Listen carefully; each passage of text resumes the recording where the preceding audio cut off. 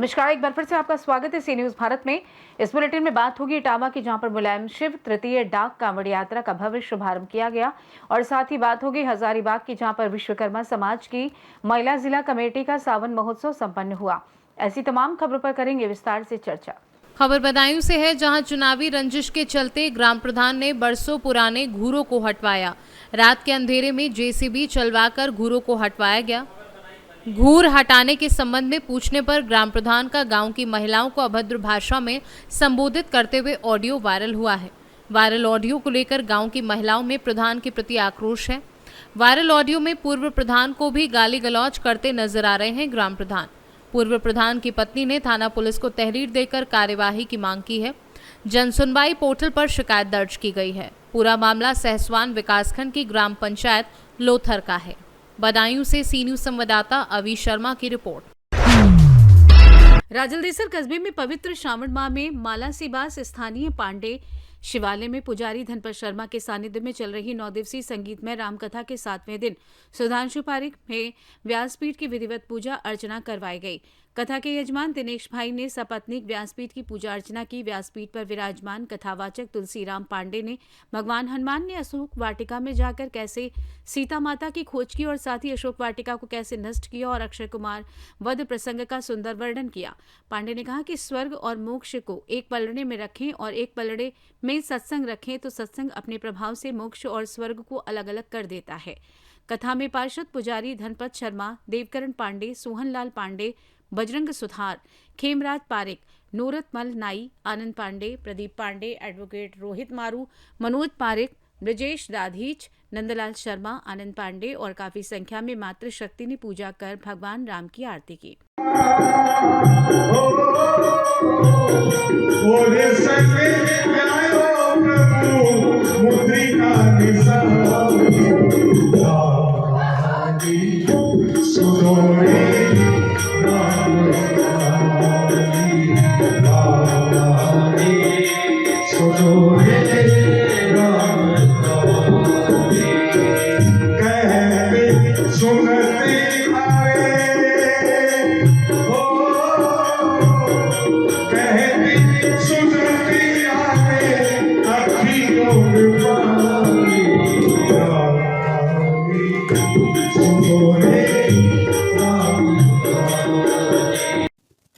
आज पांडे शिवालय में माला सिवास राजलदेसर में श्री राम कथा का आयोजन हो रहा है, जिसमें 7वें दिन की कथा का रसपादन महिलाओं ने, पुरुषों ने किया, जिसमें कथावाचक आदरणीय तुलसीराम जी पांडे के मुखार बिंद से हनुमान जी महाराज के द्वारा अशोक वाटिका में माता सीता का पता लगाया और माता सीता से मिलके भगवान श्री राम से जो मुद्रिका मिली थी उसका भगवान हनुमान जी महाराज ने सीता माता को दी, और जिससे सीता माता ने हनुमान जी को पहचाना कि ये हमारे श्री राम के ही दूत हैं।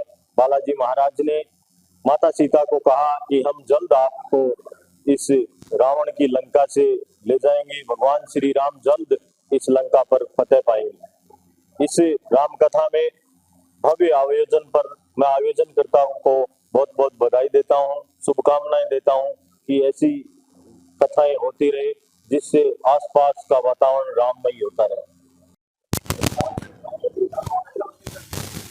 आज पंडित शिवालय में 7 दिन की कथा में कौन से प्रसंग के बारे में कथा सुनाएगी, उसके बारे में आप विस्तार से बताइए। आज श्री राम कथा के उपलक्ष्य में तुलसीराम के पांडे द्वारा श्री हनुमान जी महाराज अशोक वाटिका पधारे और वहाँ पर ये काम किया और उसके बारे में वर्णन किया।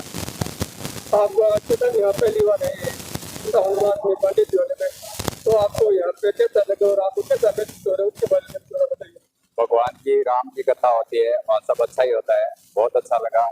बहुत सारे गांव के मोहल्ले वासी सारे उपस्थित है, बहुत अच्छी कथा हो रही है, सभी गांव वाले आते हैं, जाते हैं, कथा सुनते हैं।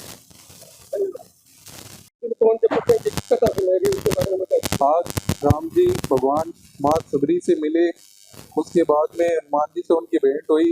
हनुमान जी लंका गए, वहाँ से सीता माता का पता लगाया और राम जी की सेना समुद्र तट तक आ चुकी है। अगली कथा कल शुरू होगी।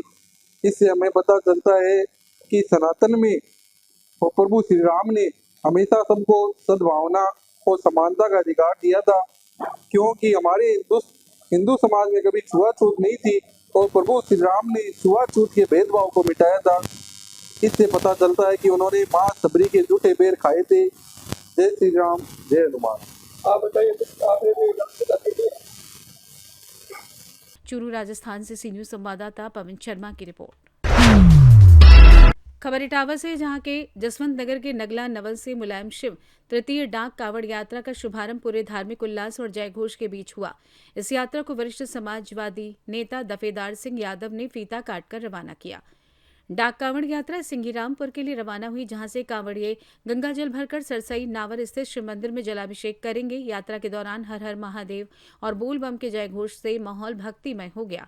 इस पवित्र यात्रा में शामिल होने वाले श्रद्धालुओं को जिला पंचायत सदस्य प्रतिनिधि विश्वनाथ प्रताप यादव सोनू ने आर्थिक सहयोग प्रदान कर सम्मान पूर्वक यात्रा के लिए रवाना किया। इस अवसर पर प्रधान प्रतिनिधि बीपी यादव, कृपाल सिंह, मनोज कुमार, सुखवीर सहित दर्जनों युवा भक्त यात्रा में शामिल हुए।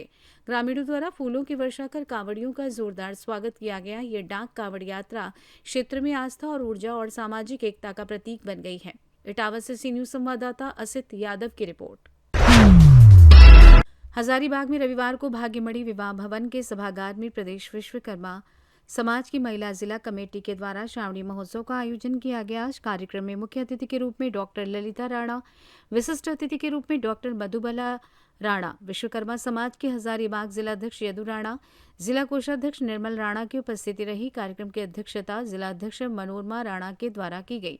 मंच संचालन महिला जिला महासचिव कौशल्या देवी ने किया। कार्यक्रम में जिले के विभिन्न प्रखंडों, नगर क्षेत्र के विभिन्न मोहल्ले से विश्वकर्मा समाज की महिलाओं ने अपनी उपस्थिति दर्ज कराई एवं सावन महोत्सव को हर्षोल्लास के साथ मनाया।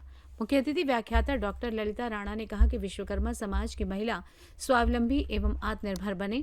विशिष्ट अतिथि डॉक्टर मधुबाला राणा ने कहा कि महिलाओं को शिक्षित होने की जरूरत है। महिला होगी तो पूरा परिवार शिक्षित होगा। झारखंड प्रशासनिक सेवा जेपीएससी 2025 में इस बार विश्वकर्मा समाज के Rahul Kumar Vishwakarma 6th rank, Brijpura, Birni, Giridih, Sweety Suman 6th rank, 16 rank, Ghorathi, Bagmara, Dhanbad, Ranjit Kumar Rana 39 rank, Charkhania, Nawada, Vishnugarh, Hazaribagh ये लोग उत्तीर्ण हुए हैं, जो विश्वकर्मा समाज के लिए गर्व का विषय हैं।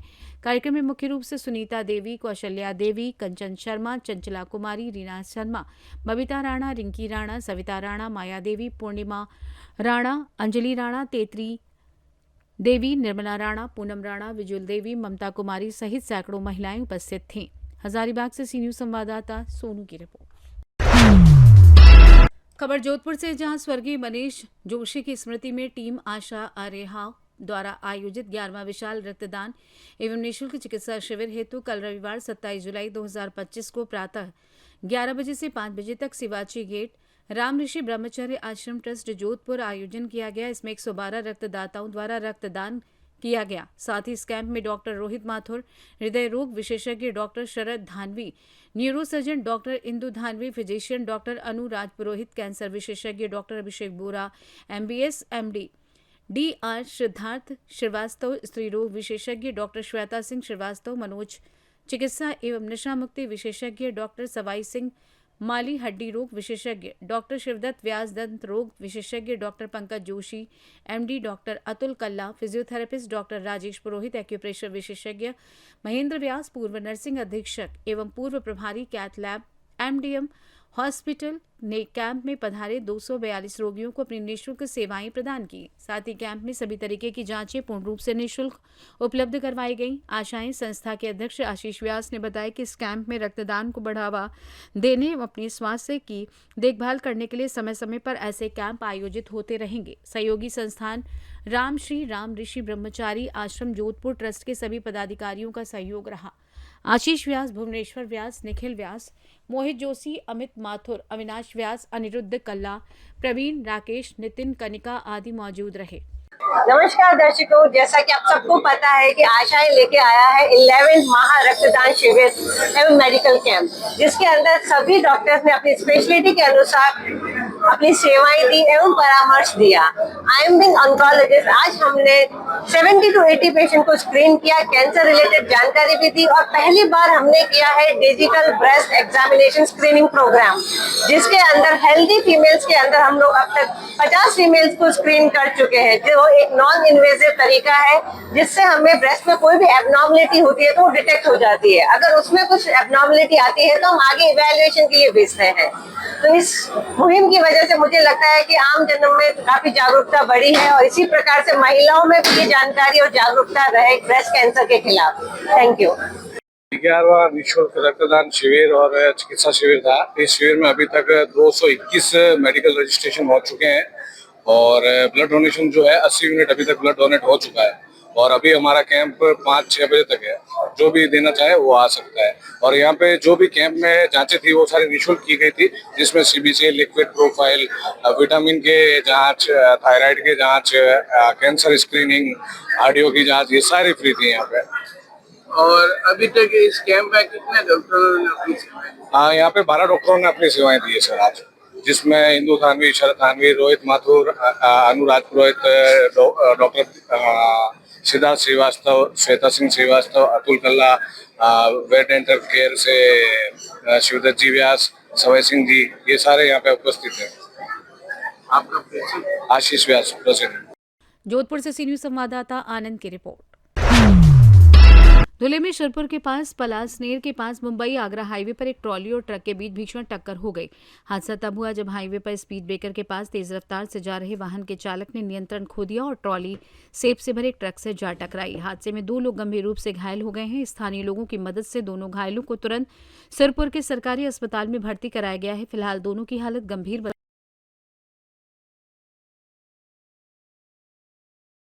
फिलहाल के लिए इस खास बुलेटिन में बस इतना ही। देश दुनिया की तमाम बड़ी खबरों को जानने के लिए जुड़े रहिए सी न्यूज भारत के साथ। हर खबर आपके साथ, आपके हाथ।